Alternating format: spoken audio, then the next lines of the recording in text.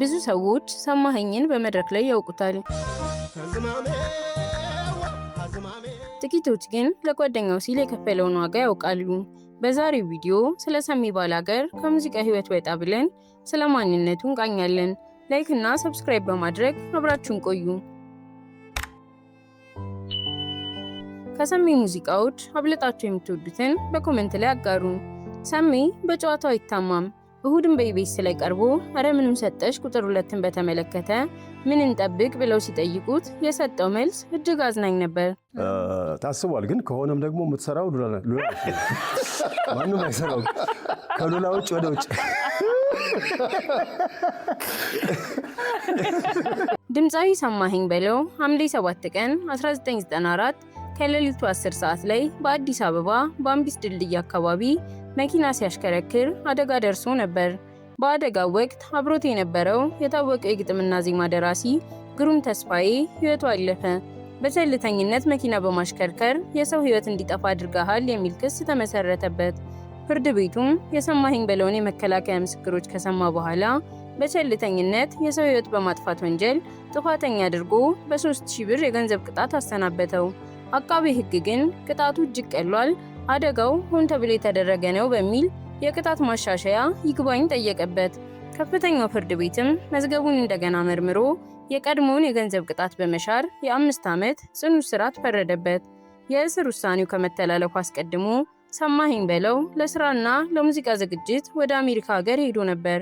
ፍርዱን የሰማውም እዛው አሜሪካ እያለ ነበር። የፖለቲካ አሻጥር ተሰርቶብኝ ነው የተጠየቅኩት እንጂ ጓደኛዬ ሞቶ እኔ በመትረፌ ምክንያት ብቻ ልጠየቅ አይገባም ብሎ ቢያምንም የጓደኛዬ ደም እያሳደደኝ በሰው ሀገር በስደት መኖር አልፈልግም፣ ፍርዴን ጨርሼ በነፃነት መኖር አለብኝ በሚል የህሊና ውሳኔ በራሱ ፈቃድ ወደ ኢትዮጵያ ለመመለስ ወሰነ።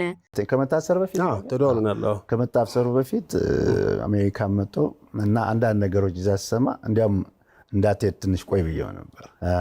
ምክንያቱም እኔ ሰሜን አውቀዋለሁ፣ ግን አንዳንድ ጊዜ ሀፕን የሚሆነውን አታውቀውም። ግን እንደነገረኝ ከሆነ ስለማምነው ብቻ በቃ ይሄ ከሆነ ትንሽ ቆየ ብዬ ስለው ምንድን ነው የምቆየው አለኝ። ለምንድን ነው የምቆየው አለኝ። በቃ ምንም አላደረኩም። አይ በቃ እንደሱ ካልክ ሰሜ ሄድ ያልከው በራር በቃ አልኩት። አስደሰተኝ ራሱ ንግግሩ ራሱ ወኔው። ሰሜ ከፍርድ ቤቱ ዳኛ ይልቅ የህሊናው ዳኛ በረታበት። ታዲያ ሰሜ ሳይውል ሳያድር የአውሮፕላን ቲኬቱን ቆርጦ ወደ ሀገር ቤት በመመለስ በቀጥታ ወደ ተፈረደበት እስር በፈቃዱ ገባ። ይሁን እንጂ ሙሉን 5 ዓመት አልታሰረም። በእስር ቤት ውስጥ በነበረው እጅግ መልካም ስነ ምግባር ኪነጥበብ ክፍል ውስጥ ለሰጠው ከፍተኛ አገልግሎትና እስረኞችን የሙዚቃ ትምህርት ሰጥቶ በማስመረቅ ባበረከተው አስተዋጽኦ የይቅርታ ዕድል አግኝቶ ከ2 ዓመት ከ6 ወር እስራት በኋላ በነፃ ተለቋል። አደጋው የደረሰበት ቦታም አሁን ድረስ ሰሚ ድልድይ እየተባለ መጠሪያው ሆኗል። ተወዳጁ ከያኒ ሰሚ ባላገር እንዲህ ያለ ሞራል የነበረውና ለህሊናው የሚገዛ ሰው ነበር። ብዙዎች ይጋባሉ፣ ቶሎ ይለያያሉ። ሰሚ ግን በትዳር ህይወቱም ለ35 ዓመታት ከባለቤቱ ጋር በጽናት ዘልቋል። 4 ልጆችንና 4 የልጅ ልጆችንም ለማየት በቅቷል። ሰሚ ሁልጊዜም ለትዳር መመሪያ አድርጎ የሚሰጠው አንድ መድኃኒት አለ። ትዳር እንግዲህ ምንድነው መሰለሽ እግዚአብሔር ባርኮ ሲሰጥሽ ነው። በብዛት ብዙዎች ይጋባሉ፣ ቶሎ ይለያያሉ። ሁልጊዜ ምላት አንድ አባባል አለች፣ አንድ መድኃኒት አለች ለትዳር የምትዋጠው ሁልጊዜ ትዕግስት የምትባል እሷ ወሳኝ ነች። ምክንያቱም እኔ ሳጠፋ እሷ ካልታገሰች፣ እሷ ስታጠፋ እኔ ካልታገስኩኝ ያው እንደ ሌሎቹ ትዳር ይበተን ነበር እስካሁን ድረስ። ሰሚ ከድምፁ ጀርባ ትልቅ ልብ ነበረው። እናት አለም ብሎ የሚጠራቸው እናቱ የህይወቱ መሰረት ነበሩ። እሳቸው የሰሚን ድምፅ ሳይሰሙ ቡና አይጠጡም፣ ምግብ አይበሉም። ፍቅራቸው እስከ መጨረሻው ቀን ድረስ ያስቀና ነበር።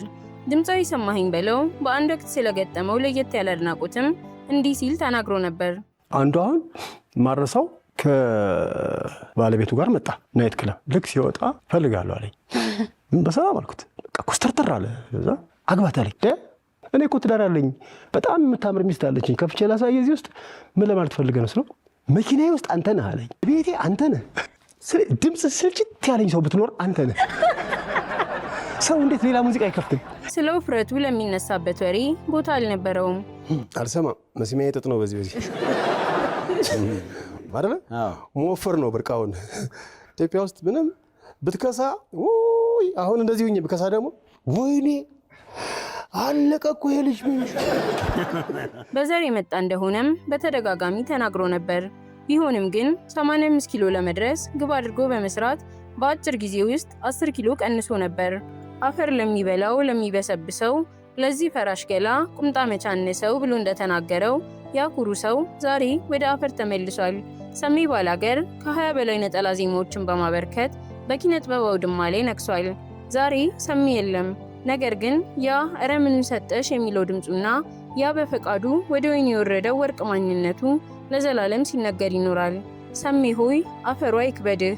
ፈጣሪ ነፍሱን በአጸደ ገነት ያኑርልን። ለቻናላችን አዲስ ከሆናችሁ ሰብስክራይብ በማድረግ ቤተሰብ ሁኑ። በቀጣይ ቪዲዮ እስከምንገናኝ ሰላም ሁኑ።